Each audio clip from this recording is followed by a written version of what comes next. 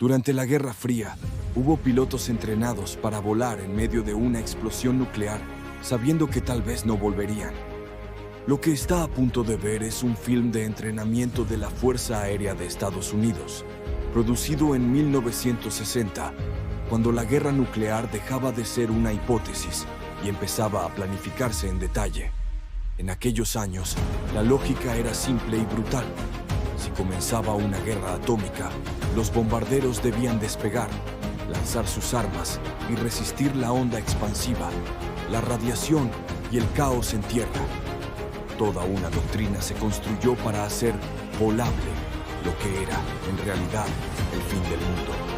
Este documental desclasificado muestra reuniones de planificación, mapas de objetivos, simulaciones de explosiones, cálculos de rutas y prácticas de vuelo destinadas a maximizar las posibilidades de supervivencia de los pilotos frente a una bomba atómica.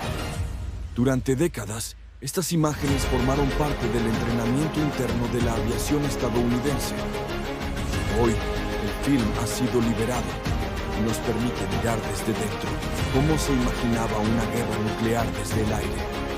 En Historia Pública recuperamos estos documentos, los restauramos y los ponemos en contexto para entender mejor la Guerra Fría, la carrera armamentista y las decisiones que marcaron el siglo XX. A continuación verás el material original, tal como fue producido en 1960. Es un registro duro, técnico y frío, pero necesario para comprender hasta dónde estuvo dispuesta a llegar la humanidad en nombre de la disuasión nuclear.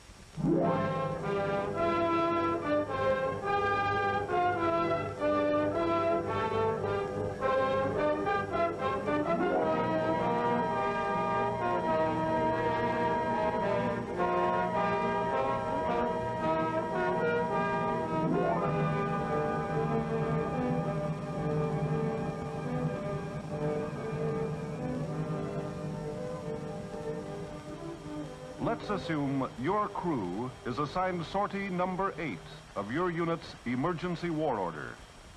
You were launched under positive control some 2 hours ago, and the closing rate to your assigned target is 7 miles every minute. You don't know whether this is the real thing or not. You won't know until you've reached your go, no-go position.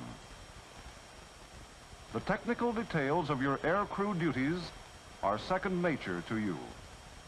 You know your business, and through past experience, you know that every detail in your combat mission folder, the route, refueling areas, turn points, IPs, and delivery tactics, has been carefully planned and cross-checked by the most highly qualified staff of combat planners available.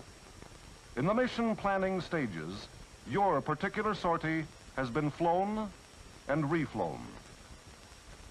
IBM computers have been freely utilized to feed adverse planning factors into your sortie, cranking in varied power settings, worst wind factors, loss of engines or power, as well as high and low delivery components.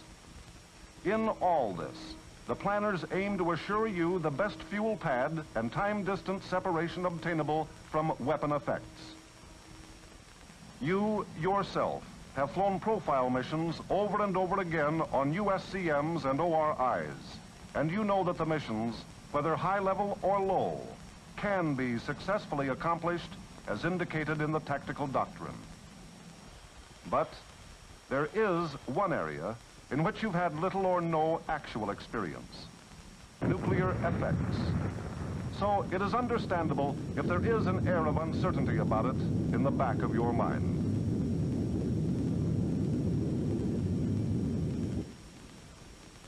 In reality, an abundance of experience on nuclear effects has been accumulated over the past 14 years. Hundreds of men have flown nuclear test missions in conjunction with detonations of high yield and low, both in the Pacific and Nevada test operations. This experience has been funneled to your combat mission planners, so that your route beyond the H-hour control line, commonly referred to as the HHCL, can be planned with maximum safety. These nuclear effects criteria have as much, if not more, influence on your role in the emergency war order than any other operational factor. This phase of planning is particularly vital in today's multi-bomb raids, when your route must be plotted to avoid not only the effects of the weapons you release, but all weapons dropped in your general area by adjacent strike forces. All planning computations are carefully refigured and cross-checked by the planning staffs of your wing, numbered Air Force, and SAC headquarters. Equally valuable is the continuous scrutiny you and your fellow crewmen give to your own assigned sortie in relation to adjacent missions. The combat mission planners know there is no minimizing the awesome nature of this nuclear force, nor the extent of its effects. Here is a general refresher on each of these effects: thermal, blast, and radiation, presented in their relationship to your aircraft. Thermal, the light and heat hazard, radiates from the detonation in two phases. The first phase is instantaneous, comprising only 1% of the total thermal effect. Yet, it is this phase of the pulse, occurring quicker than the normal blink reflex of the human eye, which is responsible for flash blindness. You must be about 80 nautical miles away to avoid even minor flash blindness when looking directly at the detonation. However, your thermal curtains keep out all but a minor portion of the light. The second phase of the thermal pulse is long and cumulative, with the heat energy building up on the aircraft like a hand held too long above a match. Whenever there is new snow on the ground or clouds above the flight level, some additional thermal effect is received. However, the aircraft skin, coated with white paint, reflects most of the heat, and the airflow over these surfaces further reduces the total heat absorbed. Also, the thermal curtains can withstand tremendous heat, almost twice the amount anticipated. After the thermal hot foot has passed, the shock wave arrives with its twofold effect of overpressure and gust. Overpressure, the sharp increase in pressure, consists of successive positive and negative phases which produce a wraparound crushing action. Overpressure is the dominating effect at low altitude, with the vulnerable structural parts of the aircraft being the bomb bay doors, radomes, and access panels. Gust is usually the dominating effect at high and medium altitudes. Gust loading, similar to atmospheric turbulence, gives your aircraft a sharp jolt as it builds up on the lifting surfaces of the wing and horizontal stabilizer. Nuclear radiation consists of instantaneous bombardment of gamma, neutron, alpha and beta rays, followed by radiation particles in the nuclear cloud, which later becomes fallout. Instantaneous radiation can be dismissed because of your distance from the burst. Fallout is a ground problem. As an air crewman, you need only be concerned with the nuclear cloud and the safe separation times given you by the EWO planners. This will be discussed later. In concluding this general rundown on nuclear effects, here is a representative chart showing the limiting envelopes of radiation and thermal compared to those of overpressure and gust.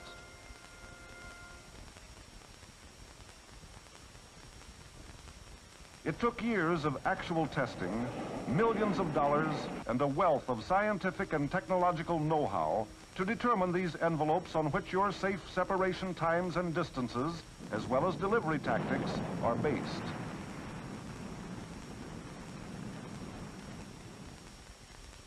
Shortly after the Hiroshima and Nagasaki results expanded concepts of warfare into atomic dimensions, men from the armed services, the Atomic Energy Commission, and scores of scientific laboratories began trooping out to the Marshall Islands in the Central Pacific and to the desert wastes of Nevada for periodic nuclear weapon tests and weapon effects operations.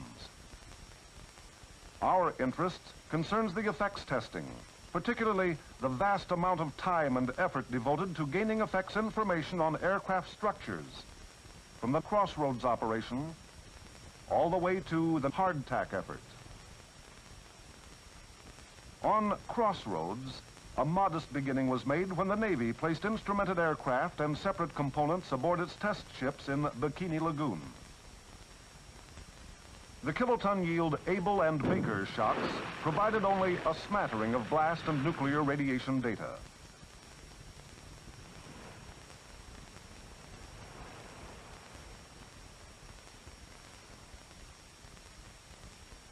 (1950), Operation Greenhouse, Eniwetok Atoll.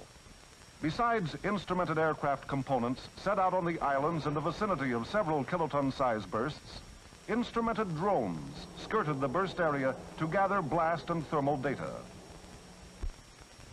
While preparations were made for the next test operation, the Massachusetts Institute of Technology utilized the Crossroads and Greenhouse findings to begin developing the concept on which the current SAC effects doctrine is based. 1952, Operation Ivy, Eniwetok Atoll.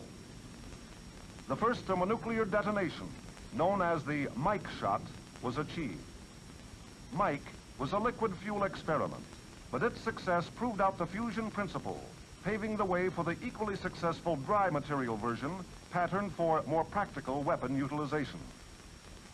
On Ivy, instrumented B-47 aircraft were sent aloft to be tested at 50% of thermal design.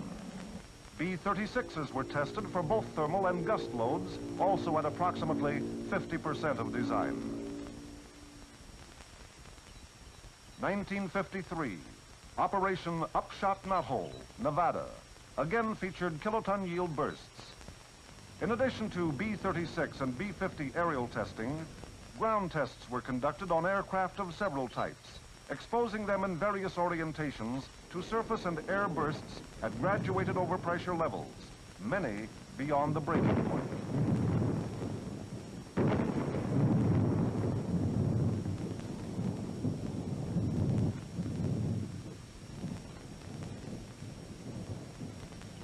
The aim was to verify laboratory tests and analyses concerning failure modes on aircraft through overpressure and gust effects.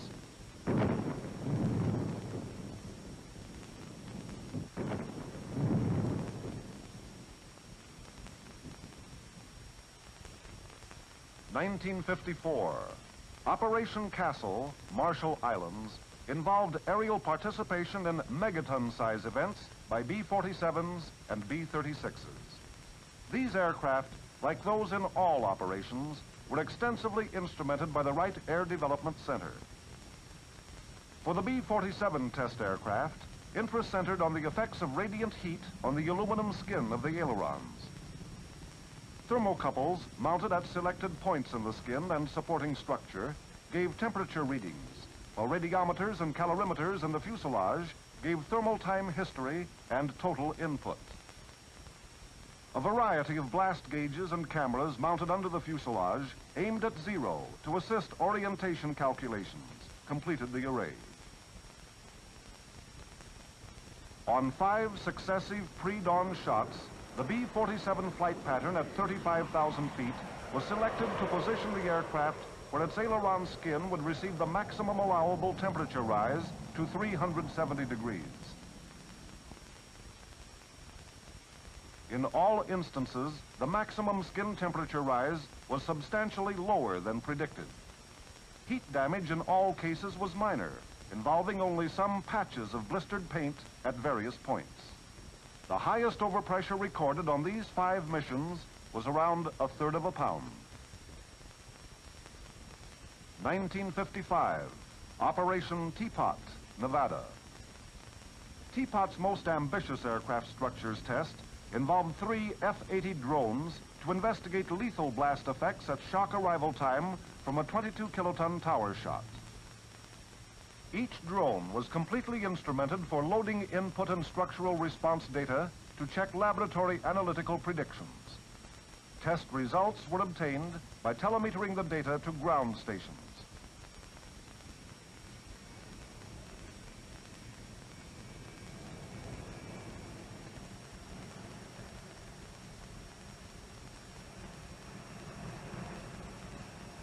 The aircraft were positioned directly overhead at altitudes of 3,800, 4,300, and 5,100 feet. At the burst, high-speed cameras under the canopy recorded the crucial seconds of impact. The wingtip instrument pods of the lowest F-80, only 3,800 feet above the burst, were blown off with a shock wave.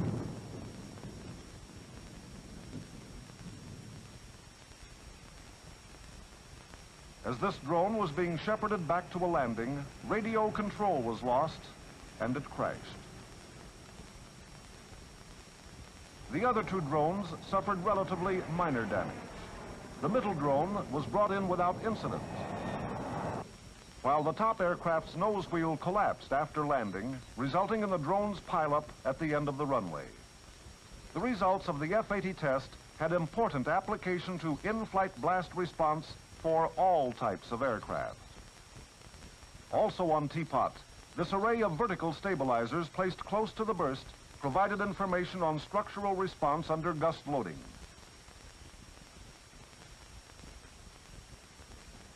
"1956, Operation Red Wing in the Marshall Islands featured structural testing on a variety of aircraft, including the B-52 and B-47. The latter aircraft was oriented side-on to detonations for the first time. One heavy bomber project on Red Wing was concerned with the effect of gust and overpressure on an aircraft structure just after it had been heated by thermal. During these tests, thermal loads as high as 200% of design were recorded, along with gust loads which ran between 95% and 115% of design. These tests raised thermal design limits to 600 degrees Fahrenheit for the B-52 and 500 degrees for the B-47. Throughout the years, on selected weapons test operations, SAC aircraft and crews participated to refine operational procedures. Perhaps the most significant was the IBDA project on Operation Red Wing, where SAC crews of the 301st Bomb Wing flew simulated delivery and breakaway maneuvers above 6 weapon detonations ranging up to 5 megatons in yield. It is interesting to note the increased confidence of these crews on successive missions. On the first event, crew timing errors resulted in one aircraft being 2.5 times further away from ground zero than scheduled. On the second event, this error was cut to 7 seconds in time, or less than 1/10 of a nautical mile in distance. On the third event, the error was reduced to 2 seconds in time and a negligible amount in distance. During ensuing missions, each aircraft was at the assigned spot in time and distance. On Red Wing also, a research and development air crew accomplished the first delivery of a megaton bomb by a B-52 bomber.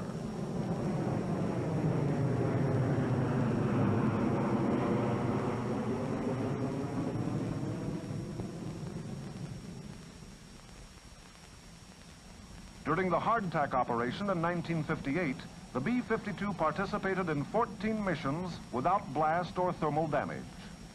Significantly, the bulk of these missions were oriented to produce side-loading effects to determine the B-52's capability for multiple delivery strikes, where blast and thermal loads could be received at any angle from weapons delivered by other aircraft.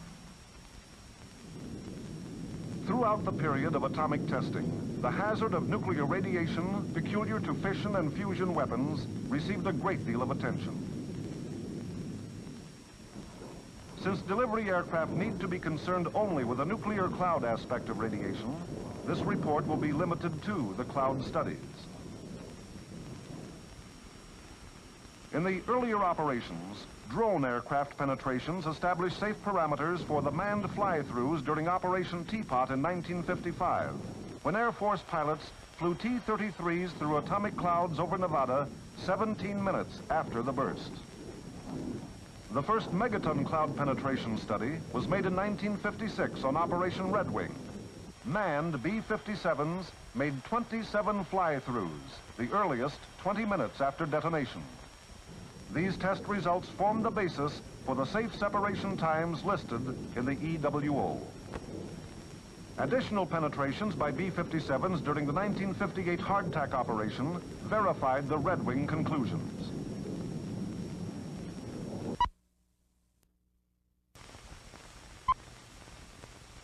Throughout the years of nuclear testing, field operations were closely tied in with laboratory and aircraft plant activity.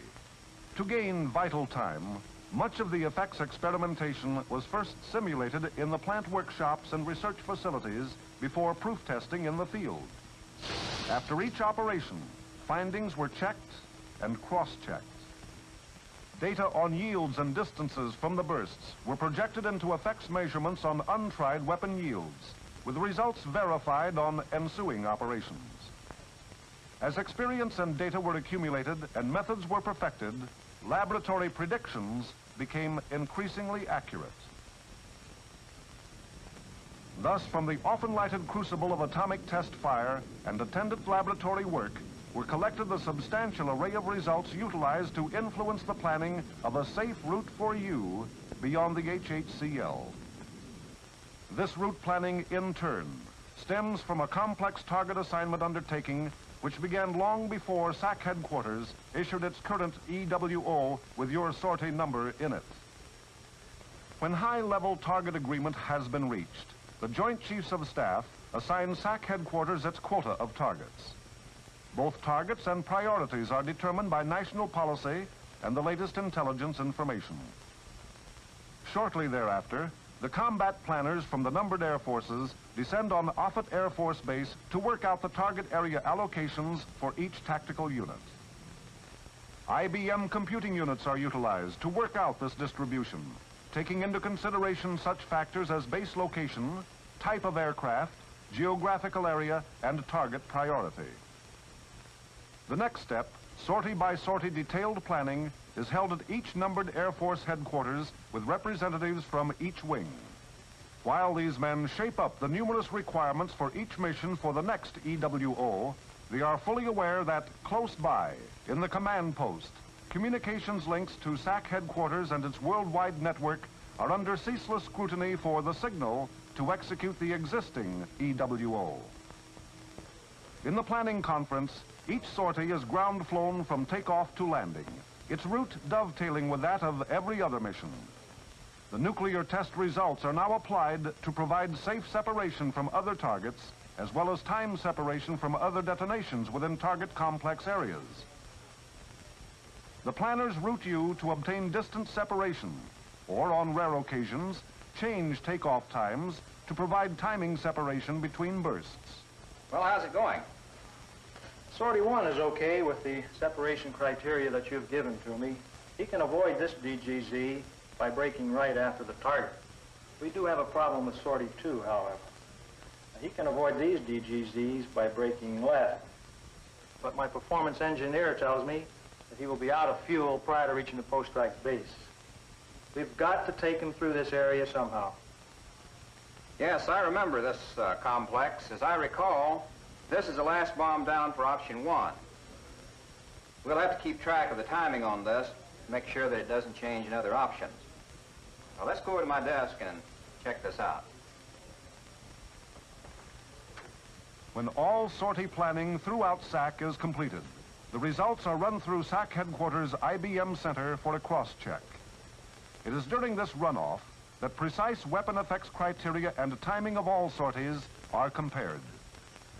Conflicts resulting from timing compression into the various launch options are adjusted. The final IBM runoff of the Annex F of the new EWO contains the exact target times for all launch options.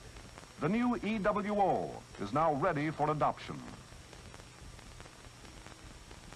In films, such as you are now viewing, as well as through specific briefings given you from time to time, you have been given an indication of how nuclear detonation effects concern you, the air crewman.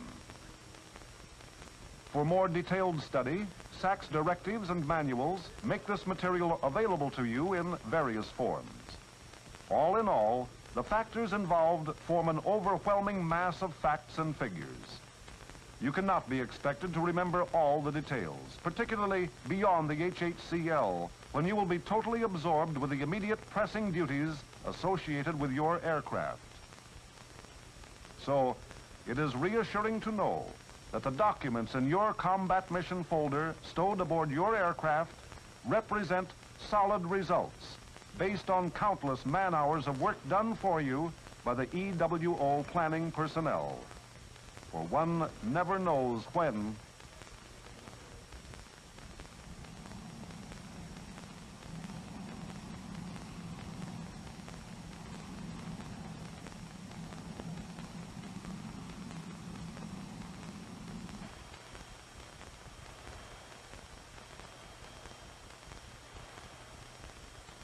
Navigator, this is Pilot. Haven't we about reached the turnaround point? I'm about ready to head home. Good timing. All set to change heading to stand by one. Something's coming in. Sky King, this is migrate. This is migrate. Do not answer. Do not answer. Break. Alpha Sierra Foxtrot. Bravo Juliet Oscar. Papa Mike Tango. Break. The call code. EW, check that authentication.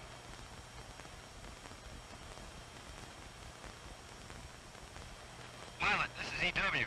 It checks. We've received the gold code. Check your envelopes.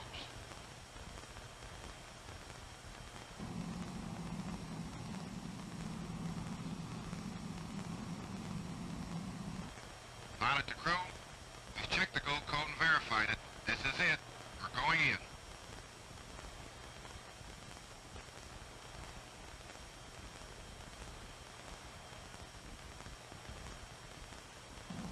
So you bore in past the HHCL. All 6 of you wrapped in this metal cocoon like a submarine crew beneath the sea. For the next few hours, except for the pilot's glimpse of the passing countryside during low-level operation, your only contact with the world outside will be a sporadic wink of light, followed by a sharp jolt. Pilot, this is Nav over turning point number 12. Change heading to 061. Roger, 061. Keep our course and timing right on the nose, boy. That weapon from Blue Cell is about to go down on that government control center off to the left. I hope he clobbers their fighter field too. Roger.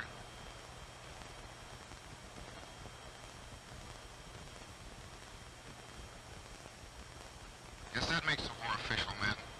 Keep those curtains buttoned up. We're getting a shock wave in a few minutes.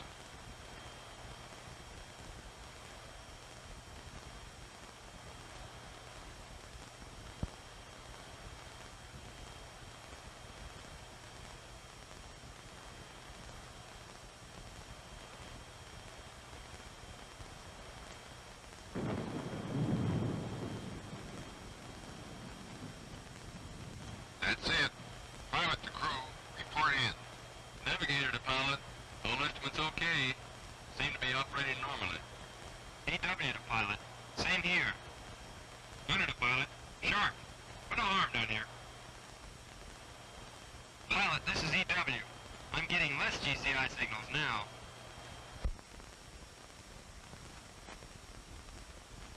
Pilot, navigator. Descent point coming up.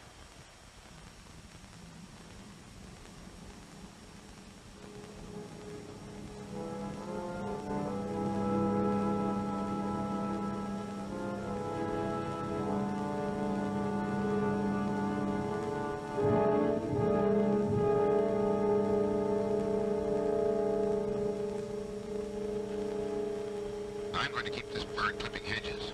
So don't let your eyes off the panel. As soon as you see the flash, grab the controls. Put us on instruments. I'll close the curtain and let you know how I am after I take off this patch. Roger, sir.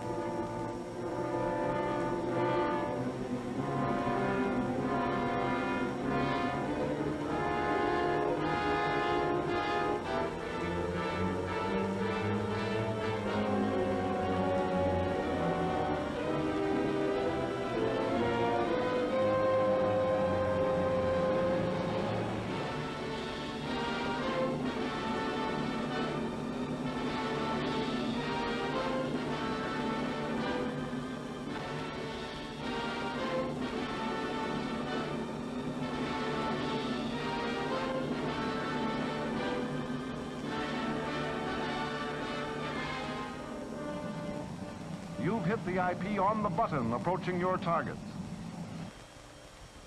Pilot, this is Nav. Up point in 5 seconds. 4, 3, 2, 1.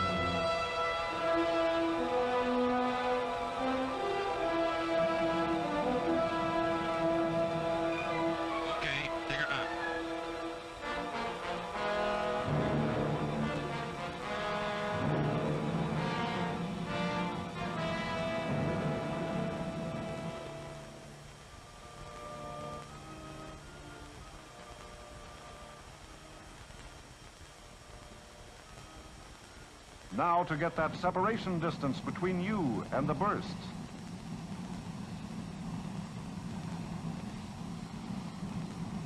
You close your front curtain prior to the flash. The thermal heat builds up.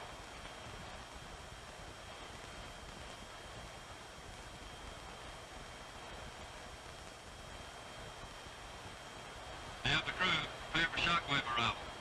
Roger. All right, men. Brace yourself.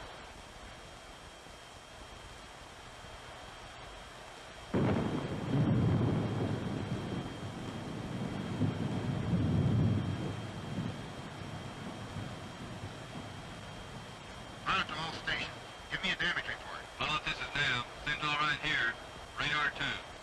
Pilot from EW. I'm okay. Pilot from Tailgunner. Fine, here, sir. Now to get back to altitude and start the long road back. It seems like the long way around to get to your post-strike base, but you remember working out an interference problem here.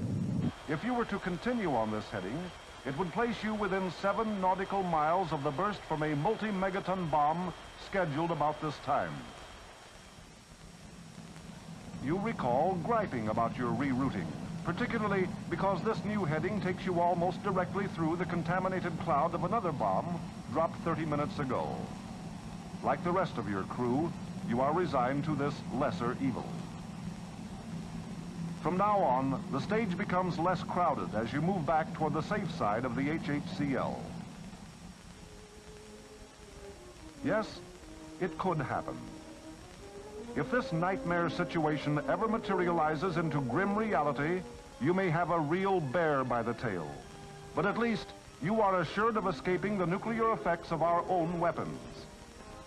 The years of testing and analysis have enabled SAC to evolve a workable plan for every sortie to and from the target area. You and each crewman of the Strategic Air Command can have this assurance as you rigidly follow your flight plan, especially the part marked beyond the HHCL.